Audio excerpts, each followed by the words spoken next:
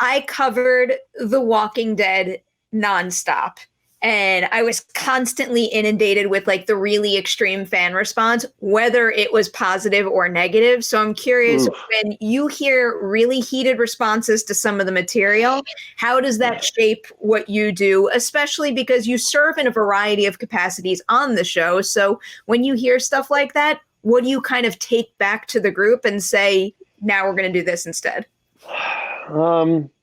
Listen, to be really honest, the Glenn and Abraham episode it was rough.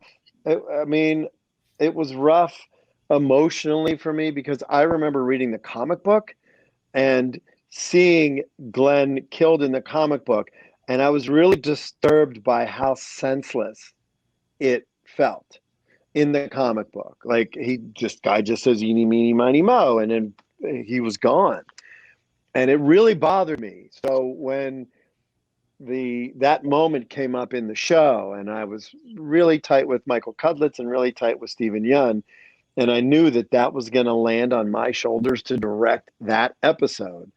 um, I went in and I directed the best episode that I could direct, knowing that I was breaking people's hearts, and really sort of walking right on that line. But part of what the show really is about in this iteration of the show, it really is about that senseless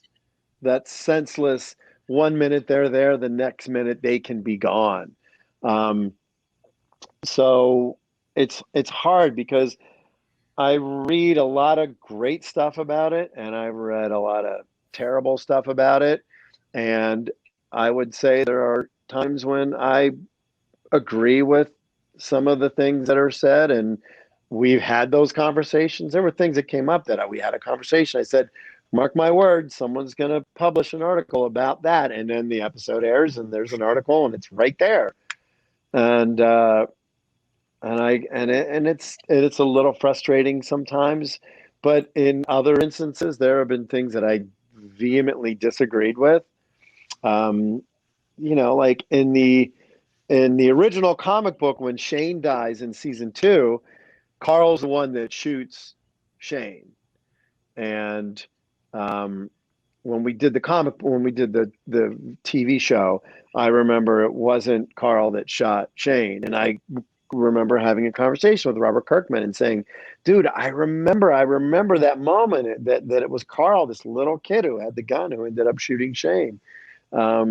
So there have been times when I've kind of I've pushed back against some things, and a lot of times, yeah, it works great, and other times it's like, yeah, that's not, like when Rick cut Negan's throat. I directed that episode, and I had said to Scott Gimple, the showrunner, I think Maggie should shoot him. I think Maggie should either kill Negan or shoot Negan or do something, because she's right there. I said it's really hard. It was really a hard moment to shoot, knowing that Maggie collapses to her knees because Rick spares Negan's life. That was really, and I sort of had pitched this idea to Gimple. I'm like, why doesn't Maggie shoot him? Why doesn't Maggie kill him? And obviously Negan's character had more of a journey, and there was a lot more going on. But the episode where Rick shows up in front of the sanctuary with all the cars and they're all shooting and nobody shot anybody, I kept saying, can Negan get shot in the leg? Can he get shot in the arm? I mean, you have 100 people there and none of them actually shot anybody. And I was sort of, even Jeffrey was like, come on, man, give me a bullet hole in the shoulder or in the leg or something. And I'm like, I would love to shoot you. Andy was like, can I just shoot him? I'm like, yeah, we should. He should get shot. But when we were shooting that episode, I went, I know I'm going to hear about it. I'm going to hear about they had an army of like 100 people outside the sanctuary. Not one of them actually hit anybody. And we did. But listen, the great news is, the